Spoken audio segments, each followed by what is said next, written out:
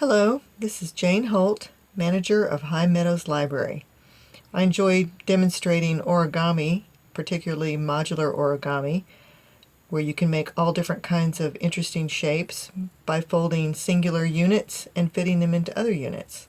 I've made a lot of these pieces because you can use them to make all kinds of interesting objects and shapes. You can make cubes out of them, you can make wall hangings, and you can also make Japanese medicine balls, also known as Kusudama. In order to make these, you need to make the individual units. So you start with a 6 by 6 inch piece of paper, which is the traditional origami paper. Fold it in half. Make a nice hard crease there. And then you're going to bring both of the sides into the middle. This is also known as a cabinet fold. Do it on each side.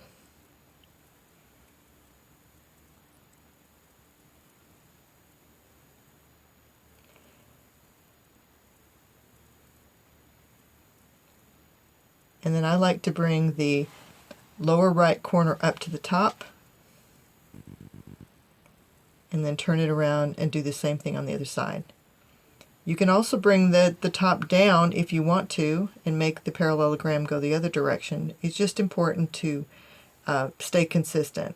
Now there are going to be these little triangles that you're going to see. You're going to just turn them inside out like that, so they're going the other direction. Bring them together, and then you're going to fold the unfolded corner, the sharp corner, in underneath like that, and do it again on the other side.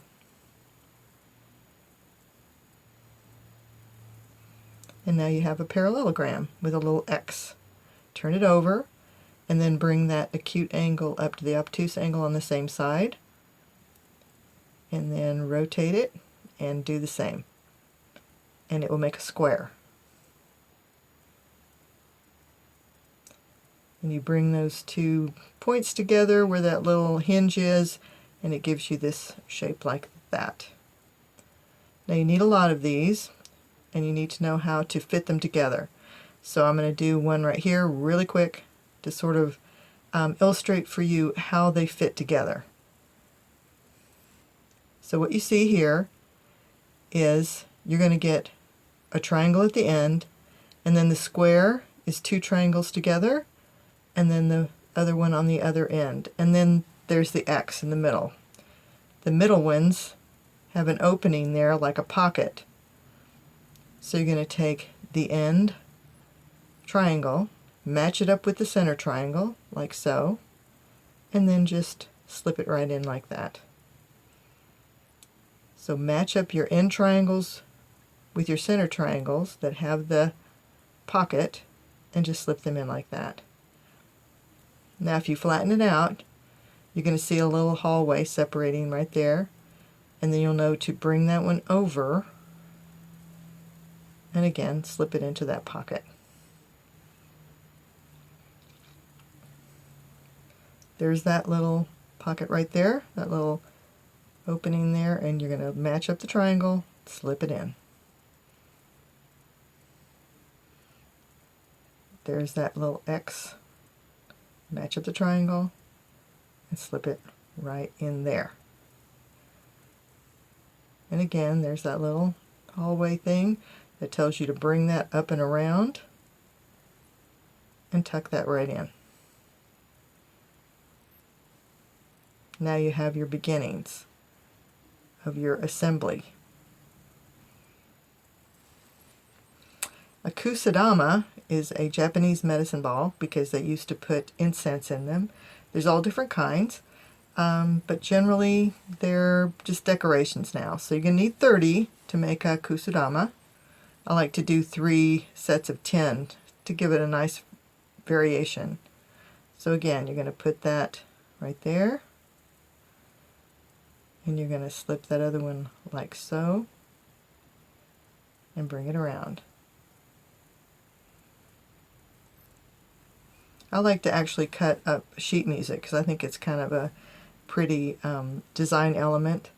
It's great if you have somebody in your family that's musical, makes a nice decorative element for what you're doing.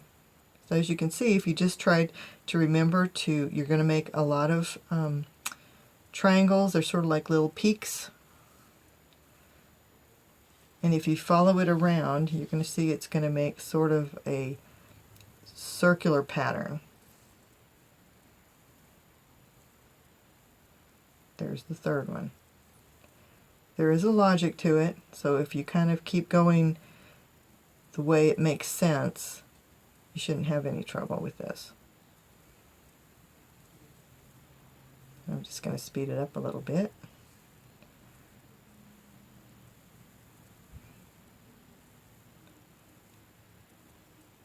And let it sort of fit in and flow into where it needs to go. You'll see where things need to be. Okay, now you're going to see that there is like a star pattern here, and you've got 6 of them. 1, 2, 3, 4, 5, 6. 6 peaks. Now if you continue on with making the 6 peaks, you're going to have a mat or a wall hanging, but if you bring that in and create 5, which makes it sort of tucks it kind of close together, then you'll see what happens. It's kind of interesting. It actually begins to sort of curve around itself. So that's 5. 1, 2, 3, 4, 5. So if you just remember the rule of 5, as you keep adding pieces, then you're going to have it actually curve around to make a ball shape. And just remember when you're making these pieces, so just keep checking as you're going around to make sure you got the 5. And there's a point when I'm doing this where I notice I actually have 4 and I have to separate it. There we go. I have to bring it out. Make sure that all your pieces are going in the same direction, because if you turn some to the right and some to the left, they're not going to fit in together. So that's why I like to stack them, to make sure that they're all exactly identical except for the color or the pattern of the paper. And there you go. I have actually had people in classes that were about an hour and a half make a full one of these. So once you understand sort of the logic of it and how it goes together, you can do really well. Also, we do have books about origami in our Overdrive collection that have videos that go with them. Here's some resources here. Our Overdrive, there's Origami Instructions, and Folding Fabulous, which is my website. I've made a lot of these pieces, as you can see. And the more you make, it's sort of like having the more crayons you have in your crayon box. So sometimes I'll just enjoy making them, some of these wall hangings and big assemblages, and just sort of enjoying what I'm looking at, and then take them apart later. If I like them, I will glue them. So notice how many I've made. I kind of went a little crazy on that. And you can make them in different shapes. And sometimes I'll take a picture of it and think, well, I don't like it that well. And if that's true, I'll just take it apart. Some people like to do jigsaw puzzles, and I like to do origami wall hangings and assemblages. So thank you so much for watching. Here's our social media, and we'll see you at the library.